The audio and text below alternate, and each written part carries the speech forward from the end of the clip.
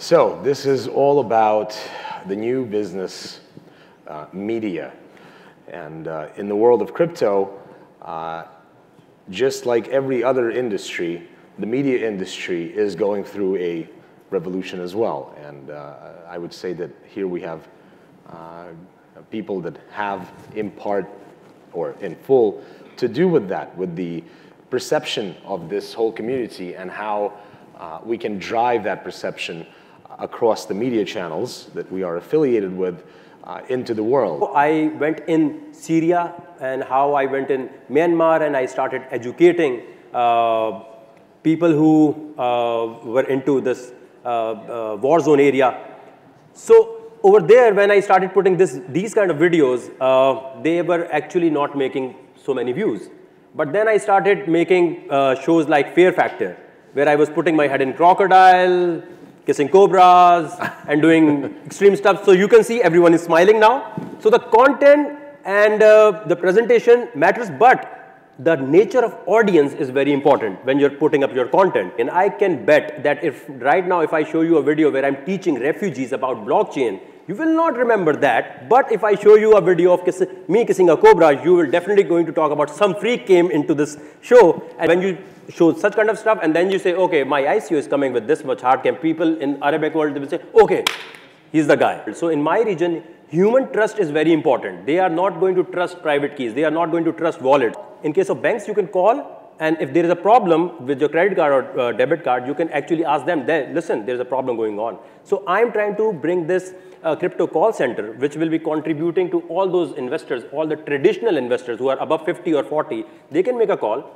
and they can trade, and they can actually get all their private keys and stuff like that done. Because in my region, they need a human to blame later on. Everyone wants to know, how can they get exposure? How can they be featured, you know, on a news source? So what are you looking for when you speak about these pioneers of the future? And how, what would you give them as a suggestion on what can they do to become of interest to this new media world? The market is maturing, so people can call out scams earlier on. People are more sensitive to red flags and scams. And so influencers are kind of held up to a higher standard of transparency now. There's a lot of kind of under the table dealings with contributors who are not necessarily tied to these platforms, but they're like free contractors to these platforms. And they would be charging huge amounts of money to cover these different coins and publish them under the name of these big publications. But I think recently there have been efforts to crack down on these as well. What I would like to suggest to the people out there is to really, you know, remember that you are building a community and create something with social compounding impact in mind. You know, we have to see that a lot of ICOs nowadays have been replicating themselves, it seems, and we're not really getting a lot of new talent. It's very rare to find unique, interesting things to talk about in the world of this community. The challenge is that it's extremely difficult to verify the fact sheet. People applied, especially for super early stage companies, they don't have enough information. Sometimes they have a very simple website and very difficult to verify. But for what we are looking at, typically we want to make sure they have qualified people. So people is the number one thing we look at, especially for super early stage companies. On YouTube, you have a lot of influencers who are creating more populist content, less analytical, more on the sensationalist side.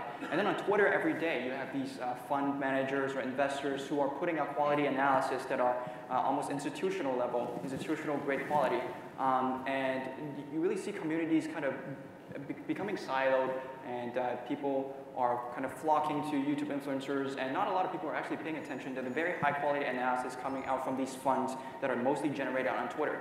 So I see my job as basically just taking the content from those thought leaders, summarizing them in 20-minute format through interviews, and then launching in a more publicly accessible way, which is through the format of podcasts. You know, we've seen a little bit how news consumers and consumers of information are kind of we're starting to reject a little bit the way that these platforms that we use to consume most of our media. You know, we've kind of moved from getting our news from the morning paper and the evening news to these platforms kind of hosting all these different media companies and us consuming through Facebook and and Google and Snapchat and different platforms. So I think really one of the cool things that blockchain can do is to be a new platform that has different incentive models built in for how we monetize things and how we consume news. Whether that's different rights around using your data and monetizing that yourself somehow, whether that's kind of building in fact-checking incentives into these networks. Just where kind of blockchain's bringing on this new layer over the internet where we're going to be able to do really cool things. And I think that's the interesting thing about what blockchain tech is going to bring to media in the next decade.